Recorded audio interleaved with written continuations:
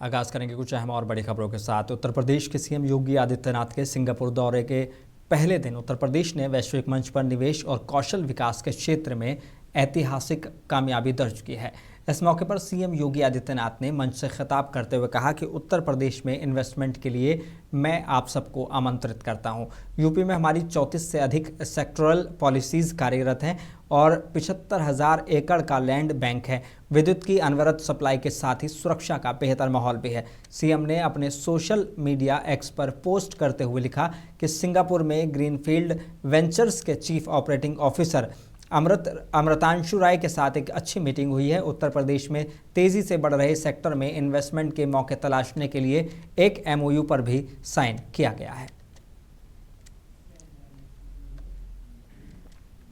और झांसी में रमज़ान के पाक महीने की शुरुआत के साथ ही पूरे शहर में इबादत और ख़रीदारी की रौनक देखने को मिल रही है। बाज़ारों में खजूर, फल, दही, पकौड़े और पारंपरिक व्यंजन जैसे सूत फैनी, गोलगप्पे और गोलपापे, डबल रोटी और शीरमाल के स्टॉल पर सुबह शाम अच्छी खासी भीड़ नज़र आ रही है। इबादत गाहों में भी तरावी की नमाज की गूंज सुनाई दे रही। मदीना मस्जिद, मरकज़ सुन्नत और अन्य प्रमुख मस्जिदों में रोज़ेदार नमाज अदा कर रहे हैं, जिससे शहर का माहौल और भी जीवंत हो गया है।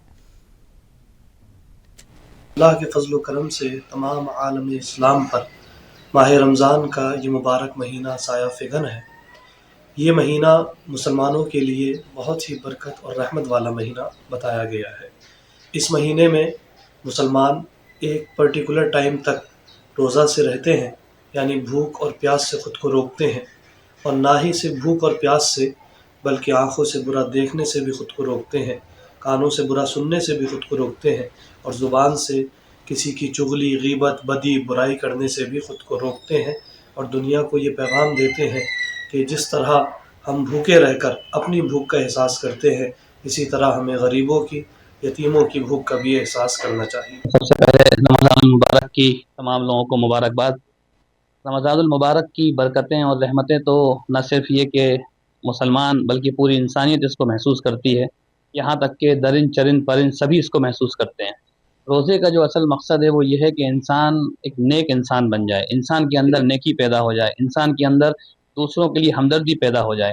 हमारे नबी मोहम्मद सल्लल्लाहु अलैहि वसल्लम ने फरमाया कि रमज़ान का महीना हकीकत में शहरुल बिर्रि वल मुआसात, हमदर्दी करने का है, आपस में एक दूसरे के साथ खैर ख्वाही करने का महीना है। तो इसमें रमज़ानुल मुबारक में ज़्यादा से ज़्यादा लोगों को कोशिश करना चाहिए कि रोज़ा रखने के साथ साथ जिस तरीके से अपने आप को भूख से, प्यास से अपने आप को बचाते हैं, इसी तरीके से हम ज़िंदगी भर बहुत सारे अपने आप को गुनाहों से बचाने की भी कोशिश करें। यही रोज़े का असल मकसद है।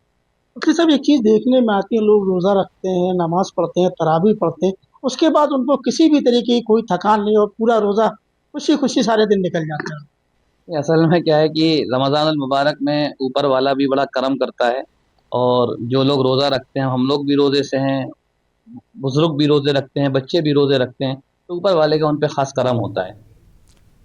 उत्तर प्रदेश के अमरोहा में आज प्रभारी मंत्री केपी मलिक की अध्यक्षता में कलेक्ट्रेट परिसर में महत्वपूर्ण बैठकें आयोजित की गईं। बैठकों में जिले के विकास कार्यों की प्रगति और कानून व्यवस्था की स्थिति की विस्तार से समीक्षा की गई। बैठक में प्रशासन और पुलिस विभाग के वरिष्ठ अधिकारी, जिनमें निधि गुप्ता वत्स और पुलिस अधीक्षक कुंवर अनुपम सिंह शामिल थे, उपस्थित रहे। प्रभारी मंत्री ने अधिकारियों को निर्देश दिए कि जनहित से जुड़े मामलों में कोई शिथिलता न बरती जाए और शासन की योजनाओं का लाभ समय पर जनता तक पहुंचे। बैठक में हाल ही में की जनसुनवाई में प्राप्त शिकायतों पर की गई कार्रवाई की रिपोर्ट भी प्रस्तुत की गई। ये बैठक जिले में विकास कार्यों के तेजी और प्रशासनिक व्यवस्था को सुदृढ़ बनाने की दिशा में महत्वपूर्ण कदम मानी जा रही है। आज की जिले के किसी तरह की भी प्रोग्रेस हो, विकास का मामला हो, कानून का मामला हो, और इससे संबंधित जो भी प्रकरण है उस पर हर महीने एक विचार विमर्श करना होगा, और जो पहले महीने में जो बिंदु आए थे उस पर क्या प्रोग्रेस हुई, इसकी भी प्रोग्रेस जाननी होगी। इसलिए अपने विधायक जी, अपने जिला पंचायत अध्यक्ष जी, अपने ढिल्लो जी, सब इसी को लेकर सब लोग इकट्ठे हुए थे, अध्यक्ष जी, और पिछले विषय पर चर्चा हुई और जिले पर हम क्या बेहतर कर सकते हैं जिले के लिए, उस पर चर्चा हुई। उसमें हाँ, मुझे यहाँ आने पर जाने उत्तर प्रदेश के ज़िला बिजनौर के नजीबाबाद के आज़ाद चौक बाईपास मार्ग पिछले कई महीनों से खस्ता हालत में है।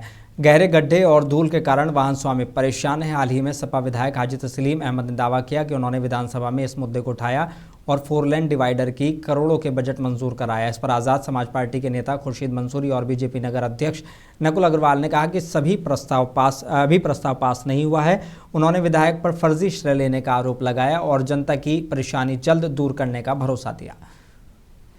ये आज़ाद चौक से लेकर हरिद्वार बाईपास तक जो ये रोड का निर्माण होना है, ये माननीय मंत्री श्री अशोक कटारे जी हमारे विधान परिषद के सदस्य भी हैं, उन्होंने अपनी कार्य योजना में शामिल करा था। पूरे ज़िले से 6 उन्होंने मार्गों की प्रस्ताव दिया था, उसमें से एक ये भी है नजियाबाद में।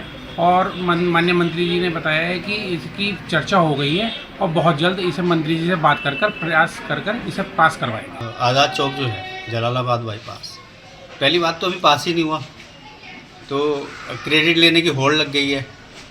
तो हमारे माननीय जी जो विधायक हमारे जो क्रेडिट ले रहे हैं वो किस बात के ले रहे हैं, अभी तो पास ही नहीं हुआ।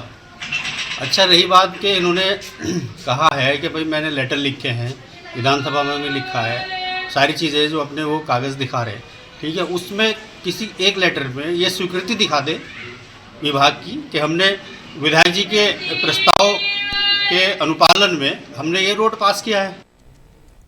और हरिद्वार में जनगणना को लेकर जिला प्रशासन ने तैयारियां पूरी कर ली हैं। पहले चरण में भवनों की गणना, हाउस लिस्टिंग का कार्य शुरू होगा, जिसके लिए 3 दिवसीय प्रशिक्षण शिविर आयोजित किया जा रहा है। अपर जिलाधिकारी प्रशासन फीचा राम चौहान ने बताया कि बुधवार से शुरू हो रहे प्रशिक्षण में नगर निकायों के प्रतिनिधि और तहसीलदार शामिल होंगे। देहरादून से आए विशेषज्ञ प्रशिक्षक कर्मचारियों को तकनीकी और व्यवहारिक जानकारी देंगे ताकि गाँव से शहर तक प्रत्येक भवन का सही विवरण दर्ज किया जा सके।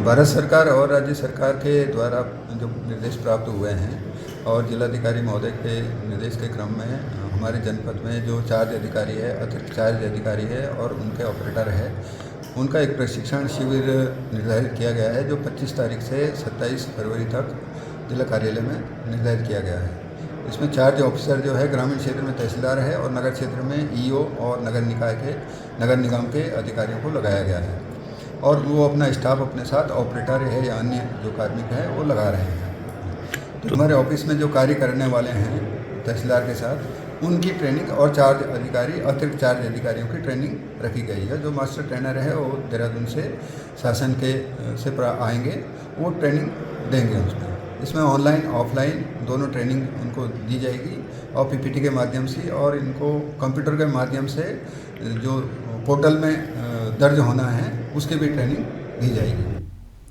उत्तराखंड में एनएसयूआई के प्रदेश अध्यक्ष विकास नेगी के नेतृत्व में कार्यकर्ताओं ने कांग्रेस भवन से एसले हॉल चौक तक केंद्र और भाजपा सरकार के खिलाफ शर्टलेस होकर प्रदर्शन किया है। प्रदर्शन में यूथ कांग्रेस के राष्ट्रीय अध्यक्ष उदयभान छिब की गिरफ्तारी का विरोध करते हुए पुतला दहन किया गया। विकास नेगी ने कहा कि हम गांधी विचारधारा के लोग हैं और महात्मा गांधी ने भी शर्टलेस होकर आंदोलन को सफल बनाया। उन्होंने चेतावनी दी कि अगर उदयभान छिब को जल्द रिहा नहीं किया गया तो आंदोलन और तेज किया जाएगा।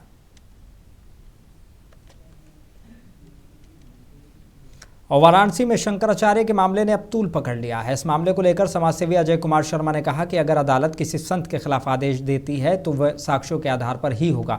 उन्होंने बताया कि साधु के वेश में ऐसे लोग घूम रहे हैं जो निंदनीय कार्य कर रहे हैं। ऐसे संत को चिन्हित कर कोर्ट के सामने पेश होना होगा और अदालत का फैसला सर्वमान्य माना जाएगा। शंकराचार्य महाराज का मामला अब और तूल पकड़ लिया, एक नया मोड़ आ गया उसमें। उसको लेकर आपका क्या राय रहेगी? देखिए, यह जो है अदालत का मामला है और हमारे न्यायाधीश जो भी फैसला सुनाएंगे हम उसी के बाद जो है कोई भी निर्णय कह सकते हैं कि कौन अपराधी है कौन निर्दोष है। इसके पहले कुछ भी बोलना उचित नहीं है।